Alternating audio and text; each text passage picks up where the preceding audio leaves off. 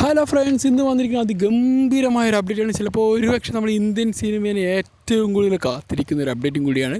നമ്മുടെ സ്വന്തം ഉലകനായകൻ കമലഹാസനും മോഹൻലാലും കൂടി വീണ്ടും ഒന്നിക്കുന്ന സിനിമ.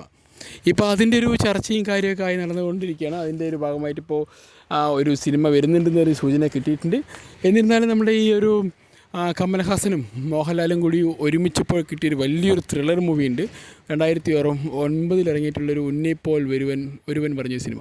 പക്ഷെ ഭയങ്കര രസമായിരുന്നു. അതിൽ നമ്മുടെ സ്വന്തം ഈ കമലഹാസൻ്റെ റോളാണെങ്കിലും ഭയങ്കര രസമായിരുന്നു. എനിക്ക് ഭയങ്കര ഇഷ്ടമായി സിനിമ.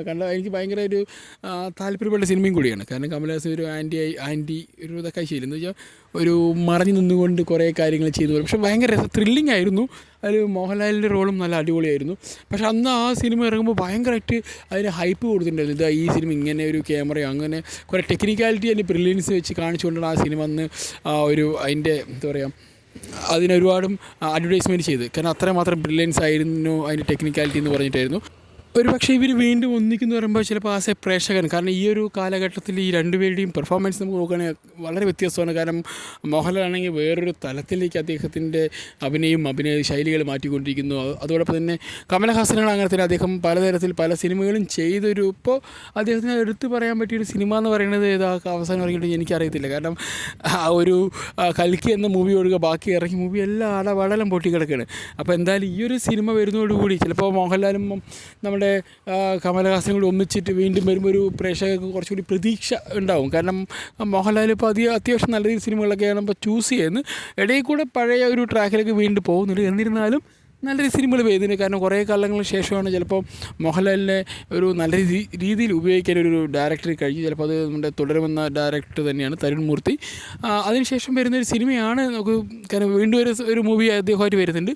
എന്തായാലും അതൊരു ഫാൻ ബോയ് കാരണം ആ പടം എങ്ങനെയും സെറ്റപ്പായൊരു പടം തന്നെ ആയിരിക്കും അത് വരുന്നത്. മലയാളത്തിലാണ്. പക്ഷെ ഇതെന്തായാലും ഒരു തമിഴിൽ ഷൂട്ട് ചെയ്തുകൊണ്ട് ഒരു പാൻ ഇന്ത്യൻ ലെവലിലേക്ക് ഇറക്കാനുള്ളൊരു സൂചന കൂടി തന്നിട്ടുണ്ട്.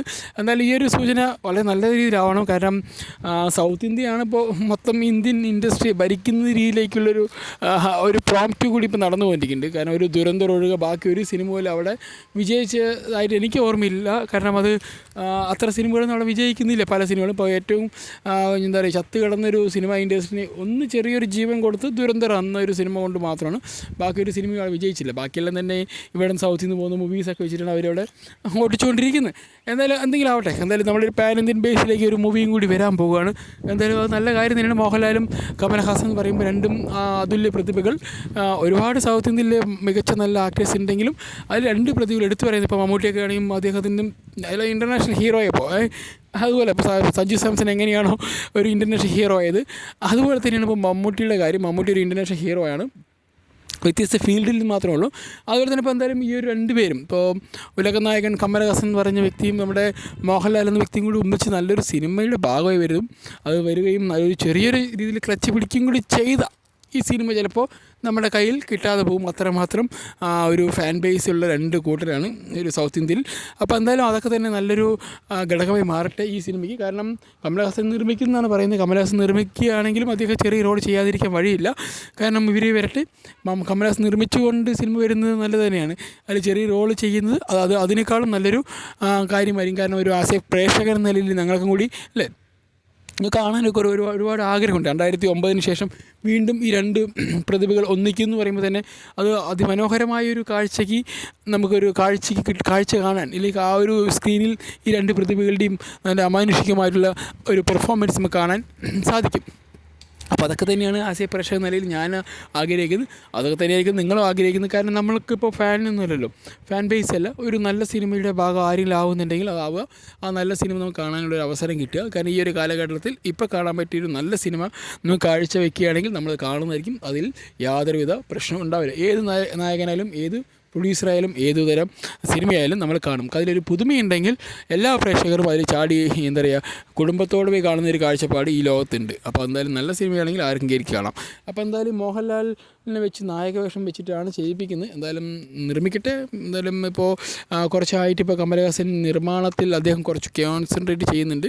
ഇപ്പോൾ അടുത്ത കാലത്ത് വരുന്ന ശിവകാർത്തികേയൻ്റെ മൂവിയാണെങ്കിൽ പോലും കോൺസെൻട്രേഷൻ ചെയ്യുന്നുണ്ട്. എന്തായാലും അങ്ങനെ നടക്കട്ടെ. നല്ല നല്ല സിനിമകൾ വരട്ടെ. നല്ല നല്ല സിനിമകളുടെ ഭാഗമായി എല്ലാവരും അഭിനയിച്ച് നമ്മൾ പ്രേക്ഷക നിലയ്ക്ക് നമുക്ക് ഈ സിനിമ കാണുന്നതാണല്ലോ മെയിൻ പരിപാടി. എന്തായാലും വരട്ടെ നല്ല സിനിമകൾ വന്നിട്ട്. എന്തായാലും മോഹൻലാലിൻ്റെ ഒരു അമാനുഷിക പെർഫോമൻസ് ഒരു ലെവലിലേക്ക് ആ സിനിമ കൊണ്ടെത്തിക്കാൻ കഴിയട്ടെ എന്ന് ഞാൻ ആഗ്രഹിക്കുന്നു, ആശംസിക്കുന്നു. അതുതന്നെ എല്ലാവിധ ആശംസകളും നേർന്നുകൊണ്ട് കമലഹാസനെയും ഞാൻ പറയുന്നു. കാരണം അദ്ദേഹം ഒരു നിർമ്മിക്കാൻ കാണിച്ച ഒരു മനസ്സും അത് നമ്മുടെ സ്വന്തം മോഹൻലാലെ വെച്ച് ചെയ്യുമ്പോൾ ഒരു മലയാള ഇൻഡസ്ട്രിയിൽ ഒരു നായകൻ വെച്ച് ചെയ്യുന്നു. അദ്ദേഹത്തിൻ്റെ ആ ഒരു മനസ്സ് തന്നെയാണ് ചിലപ്പോൾ ഏറ്റവും ബെസ്റ്റ് എന്ന് ഞാൻ വിശ്വസിക്കുന്നു. കാരണം അദ്ദേഹത്തിൻ്റെ പ്രൊഡക്ഷൻ ഹൗസ് വളരെ ബ്രില്യൻ്റ് ആയിട്ടൊരു പ്രൊഡക്ഷൻ ഹൗസാണ്.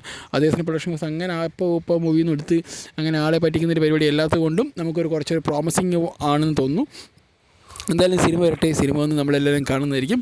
ഓക്കെ, എന്തായാലും അതിൻ്റെ ബാക്കിയുള്ള അപ്ഡേറ്റുകളുമായി എന്തെങ്കിലും അപ്ഡേറ്റ് കിട്ടുകയാണെങ്കിൽ നിങ്ങളെ ഞാൻ എത്രയും പെട്ടെന്ന് അറിയിക്കുന്നതായിരിക്കും. Okay guys, bye bye, see you. അടുത്തൊരു വീഡിയോ വരുന്നതായിരിക്കും. Take care.